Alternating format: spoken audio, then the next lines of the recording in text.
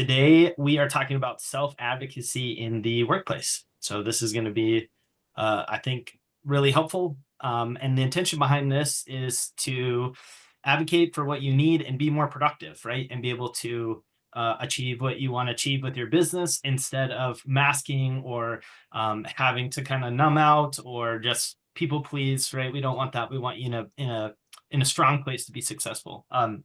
So before we get into that, I did not do a great job of marketing this because and so I'm going to tell you about it now because so many people have reached out and didn't know it was happening. And so this is me saying, sorry, I didn't put this out there more. And I'm putting out there now is I'm doing we're doing an ADHD friendly business planning clinic. And so I'm going to just show you what that is. And then Brittany just did that. So this is something we do every year. We've got people that for the first time in their life have been able to do a business plan. And so this is the template that you get with it. And the link to join is there. We have like a monthly membership for group coaching. There's a trial on there. I think it's like 7 or 10 days. I know it's at least a week. It might be a little bit more. So we've done one session so far. It's the beginning one. It was pretty straightforward. So you're not like behind. And then after we go through this clinic, I also do a one-on-one with each person on their business plan for 15 minutes. So you could just join for the business plan clinic and then leave. That's fine too, or whatever you want to do. But you could do a free trial because we're going to do a lead generation plan and marketing plan this next week. This Thursday. So this is our business plan clinic. It's all automated. It's dyslexia friendly. It's dyscalculia friendly, learning disability friendly. And all the math is done for you and it all ties together. So basically it's like somebody said like a fill in the blank. So anything in green, you put your numbers in it spits out what your GCI will be for the year, your volume, how many listing appointments you need per month, per week, all kinds of stuff. There's a really easy tracking sheet that'll tell you how many contacts you need, what you need to do per week, per month to hit goal. And then we've got our different lead generating plans, marketing plans with DTD2, which is like a way to systemize your database.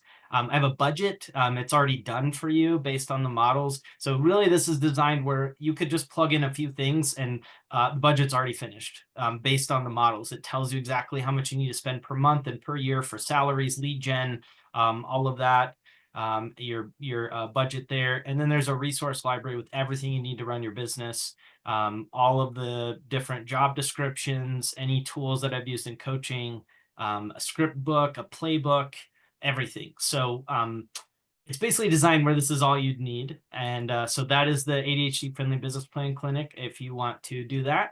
And that's going on now. So make sure to do that before this Thursday. And then we'll get you in school, which also has a referral map, which is really cool. You've got referrals going back and forth there. You can see all the members we have. Classroom. These are all the classes we've done. You have access to leaderboards, all kinds of stuff. It's really neat. And then our calendar with everything in here. So anyways, that is our ADHD friendly business planning clinic.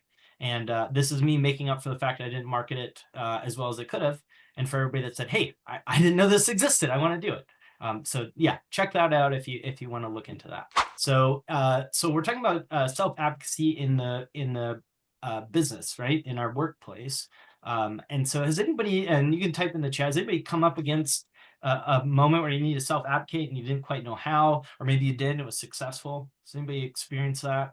And this could be like some examples might be, maybe you need to sit, if there's a training, maybe you need to take breaks, and go stretch your legs so you're getting a little bit restless. Or maybe the fluorescent lights are too bright, so you wear sunglasses, or maybe you left because you're getting a migraine, or maybe somebody was eating next to you and you put in earplugs. Or maybe you got an office that was like too loud, you couldn't focus, right? There's all kinds of different reasons we might need to self-advocate. Yeah, Bill Ruffner says many, many times. And so the goal is to give you some more tools to do that and just have this conversation. And really, like in a way, advocating for ourselves can be also like boundaries, a way to set boundaries around what we can and can't do and what we need and what we don't need. And there are, roughly half of agents, as the reports we're getting, who have ADHD, and then there are half who don't, right? And people with ADHD experience what we experience sometimes, whereas we experience it all the time, and it's more severe. And so sometimes we do need to be clear and confident in advocating for ourselves because when you experience it sometimes and you don't have ADHD, you think, ah, just focus harder, or try harder. Well, don't pay attention to that, or just drown it out, and those things don't work for us because our brain is different. Yeah, bold is a great example. That class that a lot of people take, bold is a great example. Which actually, I'm going to drop this. This is actually, thank you for reminding me of that. So we have a bold survival guide that I'm going to link in the chat right now and drop it in there, and then we'll include this in the newsletter as well. But this is so I'll just do a screen share on this because this was great. We talked about advocating for ourselves because this could be like self-care, right? Us doing it or asking from somebody else. So this is the bold survival guide. I just put in the chat. You don't have to take this. Bold is like a mindset business class.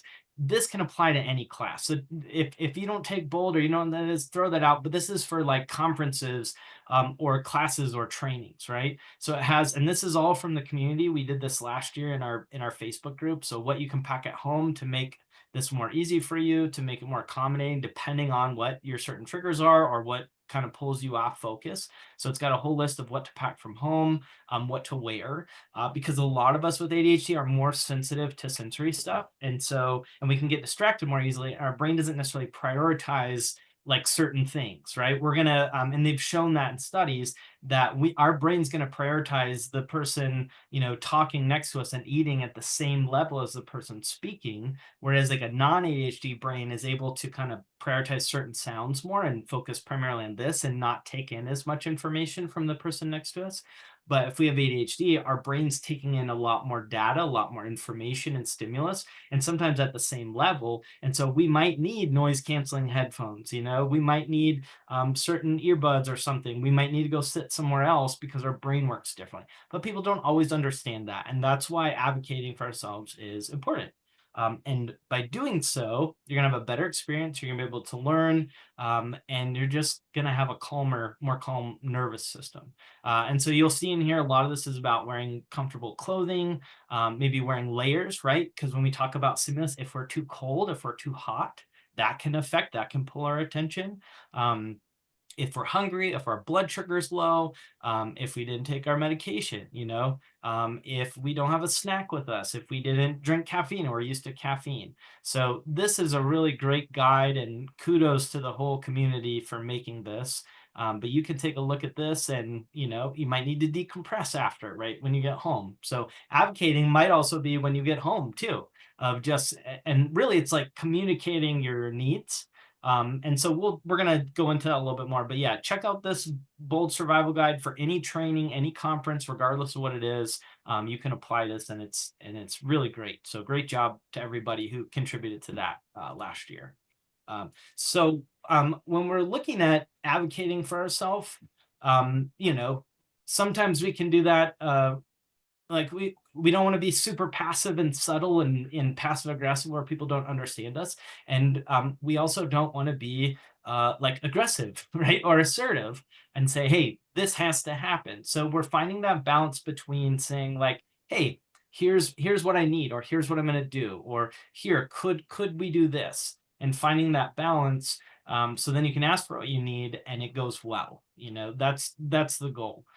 And so sometimes we can struggle with that. And I'm going to go into boundaries. This is a call in our group coaching. We did a call on boundaries. And so this was a chart in what we went over, but just a couple of examples of boundaries, because in a way that's kind of self-advocacy. There's a lot of overlap. But you can say no or yes, right? And you're okay when other people say no to you or yes. So if you say, hey, if you share an office with a client and you say, hey, I get distracted sometimes when there's someone else in here. Could we alternate when we use the office or when we make our calls? And they say no, then you might need to find a way around that. Or they might say, hey, I'm not gonna, talk quieter. I'm gonna do this whenever I want. You might say, okay, well, thanks for letting me know. I might go share an office with somebody else, right? So we're also keeping the autonomy of the other person. So you can always ask and they can always say no, because we're not going to try to control them, right? But sometimes we struggle with boundaries or self-advocating because of people pleasing or like rejection, right? So, here's another flip side is you can't say no. or you can't ask for what you need because you're afraid of rejection or abandonment, or maybe lower self-worth, or you're used to being small. So that might be something that you work on. Like, this stuff's going to bring up your stuff, right? And that's a good thing. It's a good thing. It shines a light on maybe where there are some gaps. So, right here, boundary: you don't tolerate any form of abuse or disrespect. So if somebody in your office or your workspace, let's say, um, is not able to like respect the fact you have ADHD, and maybe they make fun of you, or they say, everybody's got ADHD, it's not even a thing, right? You might say, like, you might just be okay with that and not say anything. That might be not great, right? You don't want a high tolerance. You might say, hey, that doesn't feel good, would you mind not saying that around me, right? That might be advocating. And then they should say, yeah, sorry. And if they don't, punch them in the face. No, just kidding. But right, so we want to speak up for ourselves and advocate for ourselves. And if there's anybody here who has trouble doing that, which I 100% have in the past, there's a little trick that you can use, which is pretend that you have a kid next to you. And this could be you as a kid. It could be like, if you have a kid, if you have a niece or nephew, pretend that that same thing was happening to them, and that their brain works like yours, right? They were having, somebody was saying like ADHD is, everybody's got it, and you're just being dramatic. Like, what would you say to model to that kid and like protect them? That's a good way to do that. Because does anybody have this, like, for some reason I can do that for other people, but it's harder for me. Like, I will stand up for other people, but I've really had to work at standing up for myself. Sometimes it's a lot better, but it was definitely a thing, right? I know there's some other, yeah, I know there's some people who resonate with that, and so pretending it's another person or a kid, or just a coworker, can all of a sudden kind of shift how we do that. So because we can have like fear of rejection, or just maybe not trust ourselves. Well, maybe I'm being a little ridiculous, or maybe it's not that big of a deal. And this is where you really learn to trust your nervous system, your gut, and what you need. Also, we can have imposter syndrome. That can happen, or kind of like we're used to masking. Like, that was a thing that I've seen happen with clients as well. Is like, well, maybe like, here's I'll just, let me give you a personal example. How about that? I think a good amount of you guys know that I've been in some pretty big rooms, right? And I was a coach with MAPS Coaching with Keller Williams for over 7 years. And those are like great, incredible coaches. And we're in this room with, you know, people doing some big stuff, and we're in an all-day training, and I struggled, right? All-day training, there's fluorescent lights, people out eating, and here's the thing, like, nobody's doing anything wrong, right? They're not doing anything wrong. And that amount of like eating noises and the lights and having to sit still, I'm starting to get really restless on hour 2. And this is an 8-hour training. And so by the end of it, instead of being uncomfortable or dissociating or getting super dysregulated, I eventually got comfortable enough to wear sunglasses during the training, and then like noise canceling headphones, and then bring fidget toys, and then take a lot of breaks. And I was so terrified to do that I would look like such a weirdo, that I think I only did the last 2 years before I stepped out of MAPS this year. What do you think happened when I started doing that? Nobody cares and everybody respected it, and it's not awkward till you make it awkward. You're just doing your thing and nobody freaking cares. And they started copying it. Yes, exactly. Yes. Yes, they started copying it, because when you advocate for yourself, I guarantee it, with half of agents having ADHD is what people are reporting, you show people how to advocate for yourself, and then they learn it's okay too. And all of a sudden everybody's like, oh, thank you for saying that, right? When we're in a room and I'm like, I'm in training, and the lights are super bright, I say, hey, would it be okay if we turned off just this light?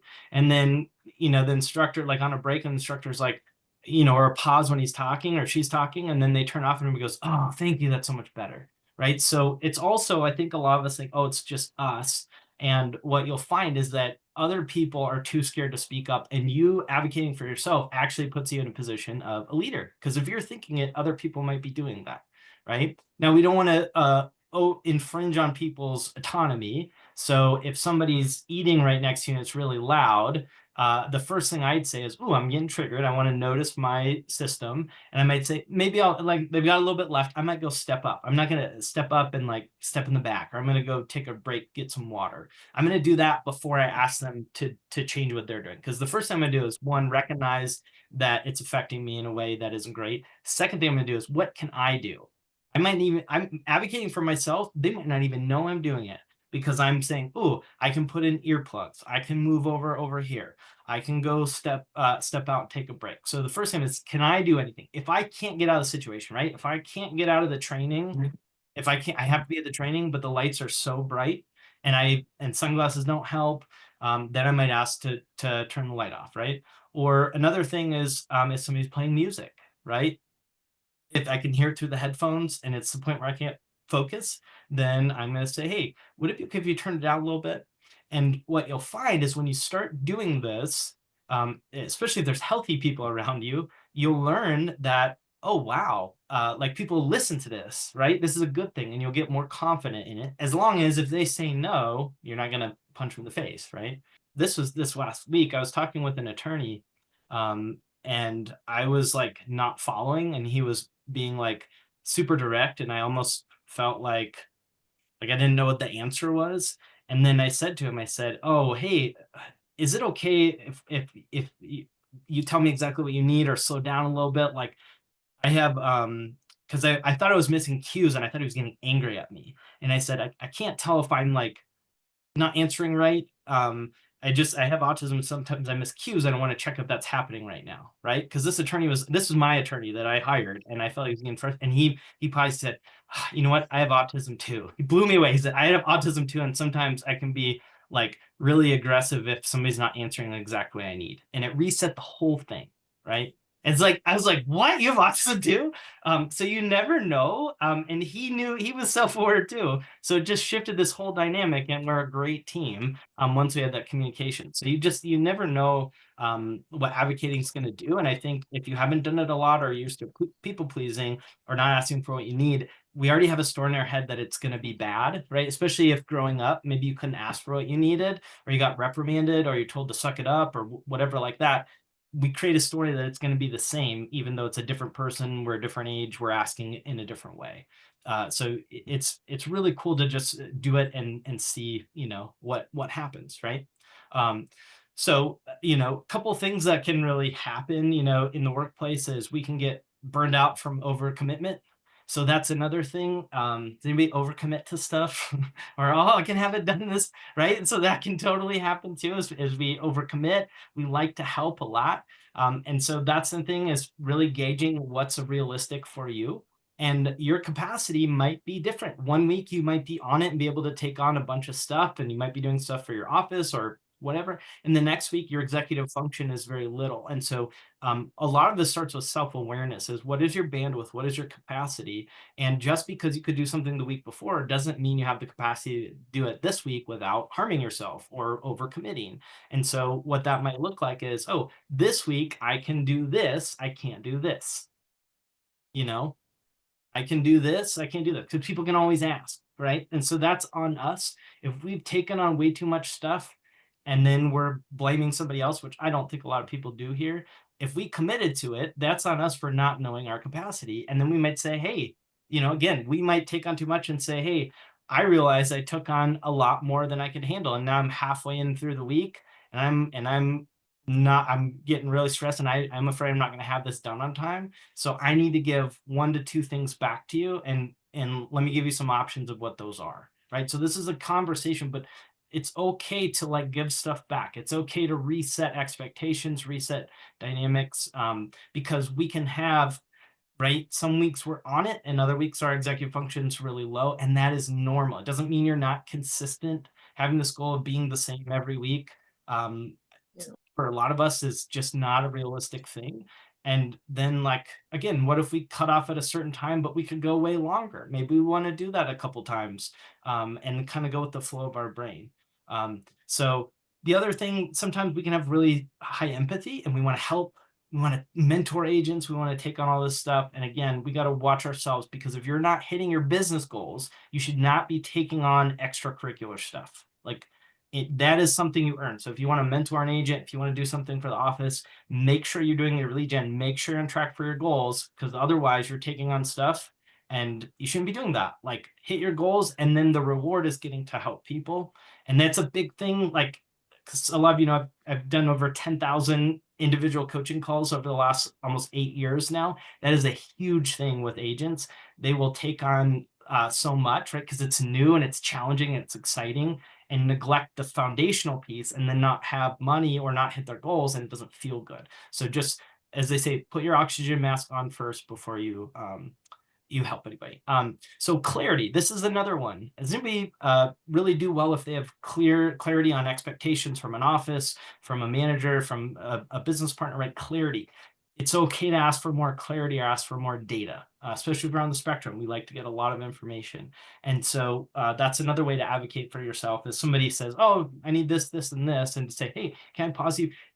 Did you mean this specifically? Right? That's another way to advocate for yourself, is getting clarity on what it is. Because some of us can have learning disabilities, and auditory processing issues. So auditory, we might have to advocate and say, hey, I do better seeing this as a graphic, or I'm going to need take some time and kind of sit with this and look at it and make some notes and then get back to you, because that's how I process. So understanding your learning style is going to be really helpful as well, because then you're going to be able to really show up and get what you need to make the best decision, or to do what you need to do.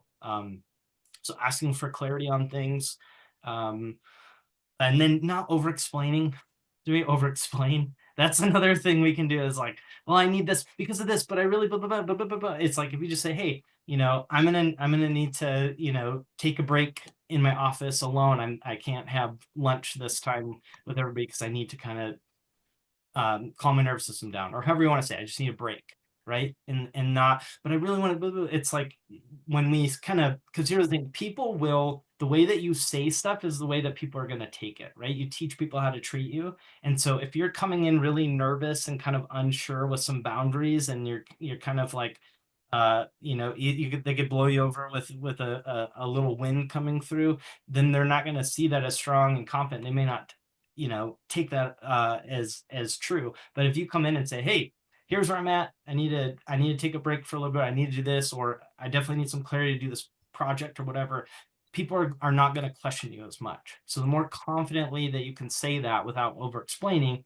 in a kind way, the more that's going to be respected. So I mean, some other examples are like, hey, I work best with clear timelines and reminders. Could we set a quick follow-up time right now? I need to review this visually. Could you email me the key points, or could you write that down? Or I do my best work, with boundaries around the evenings. Could we schedule this before 6 p.m.? Or I'm not going to answer my phone, right? Because I need to shut off. So there's a lot of ways that we can advocate for ourselves. Just a couple of things. You might ask for certain boundaries after a certain time, right? That you don't respond after that. You might take on certain things or say no to things. Saying no can be a really powerful thing. You might need certain focus hours. You might put a sign on your door that says, I'm focusing on my one thing until 10 a.m. If you don't knock on the door unless the building's on fire, or you owe $10 to charity if you knock on the door, right? Like, really, really, it's like, what is the self-awareness? What do you need to be at your best and be as productive as possible? So I think, advocacy is really like optimization of your performance. It's not special treatment. It's like, hey, my brain's a little bit different, and here's what I need to show up and have the same opportunities as somebody else.